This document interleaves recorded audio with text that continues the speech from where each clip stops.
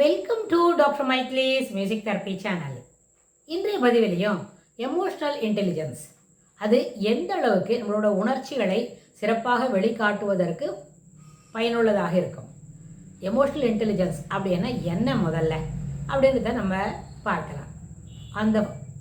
அந்த out set என்ன பண்ணிக்கணும், எமோஷ்னல் இன்டெலிஜென்ஸ்ன்றது என்னன்னு தெரிஞ்சுக்கணும். How to express our self in the midst of elders, how to express ourselves in the midst of our classmates, contemporaries அப்படின்னு நம்ம பார்க்கலாம். ஒரு வகுப்பாசிரியர் அப்படின்னு சொன்னால், அதாவது கிளாஸில் இருக்கிற பசங்களுக்கு எமோஷ்னல் இன்டெலிஜென்ஸ், ஒரு அடோலசன்ஸ்க்கு எமோஷ்னல் இன்டெலிஜென்ஸ், அதுக்கப்புறம் அடல்ட்ஹுட் ஏர்லி அடல்ட்ஹுட்டில் இருக்கும்பொழுது எமோஷ்னல் இன்டெலிஜென்ஸ் அப்படின்னு சொன்னால், சிறு பசங்களுக்கு ஒரு 10 வயசு வரைக்கும் அவங்களோட எமோஷ்னல் ஸ்டெபிலிட்டி எப்படி இருக்கும், அவங்களுக்கு தேவையானது அவங்க என்ன கேட்குறாங்களோ அதை நம்ம அவங்களுக்கு கொடுத்துட்டா அது எமோஷ்னலி என்ன ஸ்டெபிலிட்டி இருக்கும். ஆனால் எமோஷ்னலி பேலன்ஸ்டுன்னு சொல்ல முடியாது. அதாவது அழகிற நேரத்தில் அழுதணும், சிரிக்கிற நேரத்தில் சிரிக்கணும். இப்போ ரெண்டுமே இல்லை, you are not suppose to ஒரு மாதிரி டெம்பர் டேண்ட்ரம்ஸ்லாம் வெளியில் காட்டக்கூடாது அப்படின்னா அமைதியாக இருக்கணும். அதெல்லாம் புரியறதுக்கு 10 வயசுக்குள்ளே அதை செய்ய முடியாது. என்றைக்கோ ஒரு நாளைக்கு ஆனால் கிவன் டே நம்ம எல்லாரும் சொல்லி கொடுத்துருந்தோமான அதை மட்டும் செய்வாங்க அன்னைக்கு மட்டும். தெர் இஸ் நோ, அதுக்கு ஒரு கேரண்டி கிடையாது. நம்ம சொல்லி கொடுத்த இந்த செய்தியை எப்போவும் அவங்க ஃபாலோ பண்ணுவாங்க அப்படின்னு நம்ம என்ன அதுக்கு கேரண்டி தர முடியாது. அதுக்கு சொன்ன அன்னைக்கு ஒரு வேளை செய்வாங்க. அது கூட சில பிள்ளைங்க சொல்லும்போது எல்லாத்தையும் சரின்னும், ஒரு எப்போ செய்யணுமோ மத்தியானம் 3 மணிக்கு யாரோ கெஸ்ட் வர போகிறாங்க, யூ ஷுட் பிஹேவ் ப்ராப்பர்னு சொன்னால் அப்போ தான் அவங்க எப்பவும் போல் இருக்கிறத காட்டில் இன்னும் மோசமாக கூட நடந்துப்பாங்களா இருக்கும். அதனால் பசங்களுக்கு நல்ல பழக்கம் இருக்கணும். வந்தவுடனே எல்லாரோடையும் அன்பாக பரிவாக பழகணும் அப்படின்னு சொன்னால் அதை தொடர்ந்து தினமுமே டெய்லி ரொட்டீனில் சொல்லி கொடுத்தா தான் நம்மளை எதிர்பார்க்குற நாள்லேயும் அது நடக்கும். அப்புறம் இதில் இன்னொரு முக்கியமான விஷயம், எமோஷனல் இன்டெலிஜென்ஸாக இருக்கணும். அதாவது பிள்ளைங்க ரொம்ப மெச்சூர்டாக பிஹேவ் பண்ணணும் அப்படின்னு சொன்னால், அதுபோல் பெரியவங்களும் வீட்டில் இருக்கிற ரோல் மாடலும் அப்படி நடந்து காமிச்சாதான் அது ஏற்புடையதாக இருக்கும். பெரியவங்க எப்போ பார்த்தாலும் இது இப்படி இருக்கணும் அப்படி இருக்கணும்னு ஒரு ஓரல் இன்ஸ்ட்ரக்ஷன்ஸ் மட்டும் கொடுக்குறாங்க. ஆனால் அவங்க நடந்துக்கிற விதம் வித்தியாசமாக இருக்குதுன்னு வைங்க, அதில் நிச்சயமாக அவங்க சொல்கிறதுல எந்த ஒரே ஒரு அயோட்டா கூட அதில் பெனிஃபிட்ஸ் இருக்காது. இப்போ ஃபார் எக்ஸாம்பிள் சின்ன விஷயம், ப்ரெசன்ட் டே சினாரியோவில் எல்லாரும் என்ன பண்ணுறோம், அது ஷார்ட்ஸ் பார்த்துட்ருக்கோம், ரீல்ஸ் தான் பார்க்குறோம். எந்த நேரமும் எல்லார் வீட்லேயும் யார்கிட்டலாம் டைம் இருக்கோ அவங்க எல்லாருக்கிட்டையும் டைம் இருக்குது. ஆனால் எல்லாருக்கிட்டையும் யாருக்கிட்டலாம் இந்த ஆண்ட்ராய்டு ஃபோன் இருக்கோ அதில் நம்ம ரீல்ஸ் தான் பார்த்துட்ருக்குறோம் அப்படின்னு வைங்க.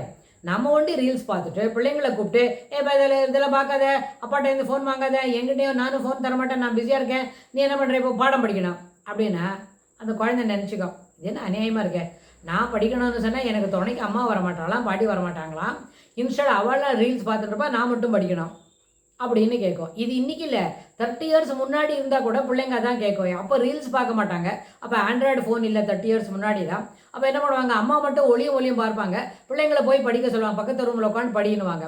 அவன் என்ன பண்ணுவான், எல்லாத்தையும் மூடிட்டு அந்த பக்கத்து ரூமில் வரக்கூடிய மெலீஸாக ஒரு சவுண்டு வரும் பாருங்க, ஓவர் ஹியரிங் மாதிரி, அதுபோல் அதை மட்டும் கேட்டுக்கிட்டு அந்த பையன் சமத்தா உள்ளே உட்காந்துருப்பான். நாம் நினச்சிருப்போம் பக்கத்து ரூமில் உட்காந்து பையன் படிக்கிறதுன்னு. உண்மையில் அவன் அதை படிக்கலை. இங்கேருந்து கிடைக்கிற சத்தம் இருக்கே, அந்த ஒளியத்தோட சவுண்டு, அதை அவன் கேட்டுக்கிட்டு இருக்கிறான். அதனால் என்ன ஆகும், நம்ம பிள்ளைங்க இப்போ என்ன செய்யணுமோ அதற்கு உறுதுணையாக இருக்கக்கூடிய எல்லா செயல்களையும் நம்ம என்ன பண்ணோம், செய்திருக்கணும். செய்தின்னு சொன்னால் அதை சொல்லி பழகணும், செயல்கள்னா செய்து காட்டணும். அதனால் இப்போ யாரும் ஒளியும் பார்க்கக்கூடாது, டிவியெல்லாம் ஆஃப் பண்ணி வைக்கணும் அப்படின்னு சொன்னால் நானும் ஆஃப் பண்ணி வைக்கணும். நீனு மட்டும் போய் படி, நான் பார்த்துட்ருவேன்னு சொன்னால் அப்போ என்ன ஆகும்னு கேட்டால், என்ஜாய்மெண்ட் அம்மாவுக்கு மட்டும்மா, என்ஜாய் மட்டும் பெரியவங்களுக்கு மட்டும்தான், எனக்கு கிடையாதா அப்படின்னு ஒரு டிஸ்பாரிட்டி ஆஃப் தாட் வந்துடும். அது ஒரு நாளும் என்ன கிடைக்காது, it will not yield any expected result, ஒரு நாளும் கிடைக்காது. ஸோ இதுபோல் இருக்கணும். அப்போ emotionally you are disturbing the child அப்படின்னு ஆகும். ஏன்னா அவனுக்கு என்ஜாய்மெண்ட் கிடைக்கல அப்படின்னு நம்ம சொல்கிறோம். ஸோ ஒரு நாளும் இதுபோல் ஒரு எண்ண ஓட்டங்களை வளர்த்து கொடுக்காம, நம்ம 2 பேருக்கு டைம் இல்லையா, 2 பேரும் சேர்ந்து டைம் இல்லாமல் ரொம்ப ட்ரபிள் பண்ணிப்போம். இல்லை 2 பேருக்கு நிறைய டைம் இருக்கா, எல்லா டயத்தோடு சேர்ந்து என்ஜாய் பண்ணுவோம். அப்படி இருந்தால் தான் the solidarity to show our expressions, அது இருக்கும்போது தான் எக்ஸ்பிரஷனில் சாலிடாரிட்டியை காமிச்சா தான் பிள்ளைங்களுக்கு நம்மக்கிட்ட நம்பிக்கை வரும். நமக்கும் அதே தான். நம்ம அம்மா இப்போ ரொம்ப வேலையாக இருக்கிறாங்க, சிரமப்படுறாங்க, நம்ம அம்மாவுக்கு சப்போர்ட் பண்ணணும் பிள்ளைங்களுக்கு தோணணும். அந்த நேரத்தில் அம்மா என்ன பண்ணலாம், எனக்கு கொஞ்சம் சப்போர்ட் பண்ணி இங்கே வா, இதை கொஞ்சம் இந்த பாத்திரத்தெல்லாம் வாஷ் பண்ணிட்டேன், கொஞ்சம் ஆர்கனைஸ் பண்ணி தந்துட்டு போயேன் அப்படின்னு குழந்தைய கூப்பிட்டா அது வந்து அம்மாவுக்கு ஆர்கனைஸ் பண்ணும். ஒருவேளை அது ஆர்கனைஸ் பண்ணுறது நம்ம எதிர்பார்ப்புக்கு ஏற்புடையதாக இல்லாமல் இருக்கலாம். ஏன்னா because the child doesn't have the experience. இருந்தாலும் அது ஓரளவுக்கு ஆர்கனைஸ் பண்ணி தரும் இல்லையா? அது வரைக்கும் ரொம்ப நல்லா பண்ணினீங்க, தேங்க்யூ அப்படின்னு you give the simple praise that makes a whole world of difference. So அதனால் ஒரு நாளும் என்ன வேலை செய்யணுமோ, என்ன செய்தியை பகிர்ந்துக்கணுமோ அதற்கு என்ன பண்ணணும், சொல்ல வந்ததை பிள்ளைங்களோட சாலிடாரிட்டி அதை சொல்லறத சிறப்பாக பகிர்ந்துக்கணும்.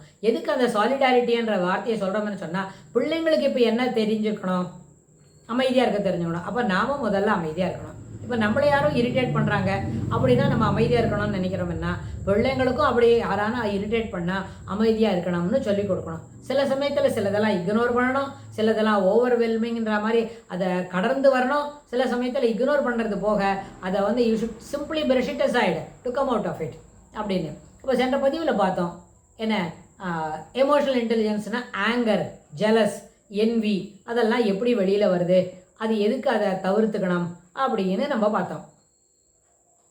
இந்த கோணத்தில் பார்க்கும்போது அந்த உணர்ச்சிகளை வெளியில் சொல்லச்சே அது சொல்லலாமா கூடாதா அப்படின்னா, சிலவங்க என்ன பண்ணுவாங்க, டிஸ்கைஸ், அதாவது தனக்கு ரொம்ப ஜெலஸு பொறாமை இருக்குதான், அந்த பொறாமையை வெளிக்காட்டாமல் இவங்க மட்டும் எப்படி மேலே வராங்க, இவங்களுக்கு எப்படி யார் எல்லாம் சொல்லி கொடுக்குறாங்க, இவங்க மட்டும் எப்படி எல்லாத்தையும் சாமானெல்லாம் ரொம்ப அழகாக நேர்த்தியாக வாங்கிட்டு வர முடியுது அப்படின்னு கேட்கறதுக்கு அதை எதிராளி என்ன பண்ணுவாங்க, பின் பண்ணுற மாதிரி பேசுவாங்க.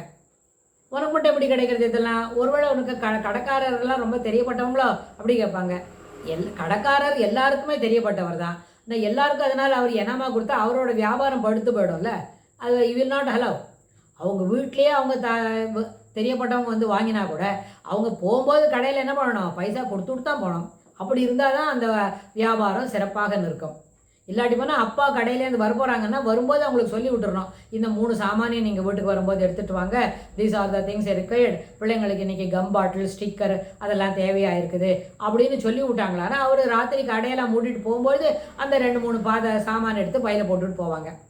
இல்லாத போனால் ஒரு 5 மணிக்காக குழந்தைய கடைக்கு அனுப்பி நான் கொடுத்து விட்டு அனுப்புகிறேன் அப்படின்னு சொல்லுவாங்க, அதுவும் நடக்கும். ஸோ அதனால் எப்பொழுதுமே உனக்கு என்ன வேணுமோ அதை கேட்டு வாங்கணும், சொல்லி புரிய வைக்கணும், அப்புறம் என்ன கேட்டு தெரிஞ்சுக்கணும். இது 3மே உண்டு. அதனால் ஒரு நாளும் இந்த எமோஷனல் இன்டெலிஜென்ஸ் அப்படிங்கிறது வந்து நம்மளோட உணர்ச்சிகளை எங்கனம் கட்டுப்படுத்தி கொள்கிறோம், எப்படி வெளியில் காட்டுகிறோம், அதில் வந்து மாற்று கருத்தே இருக்கிறதுக்கு வாய்ப்பில்லை. இது ஒரு நாளும் இதை நடத்துகிறோம் அப்படின்னு சொன்னால் it is a daily process. ஒரு 2 நாளைக்கு ரொம்ப சமத்தாக இருப்போம், பாக்கி 5 நாளைக்கு ஒரே என்ன லவ்ஸியாக இருப்போம், இல்லாட்டி போனால் ரஃபேனாக இருப்போம்னு சொன்னால் அது ஏற்புடையதன்று. எல்லா நாளும் இனிமையாக பழகுவதற்கும் உறுதியான எண்ணங்களை கொண்டவனும் செயல்பாட்டு திறனில் சிறப்பு உள்ளவனாகவும் இருக்கணும். ஆனால் இது எப்படி தொடர்ந்து மெயின்டைன் பண்ணுறது அப்படின்றத அடுத்த பதிவில் பார்க்கலாம். தேங்க்ஸ் ஃபார் வாட்சிங்.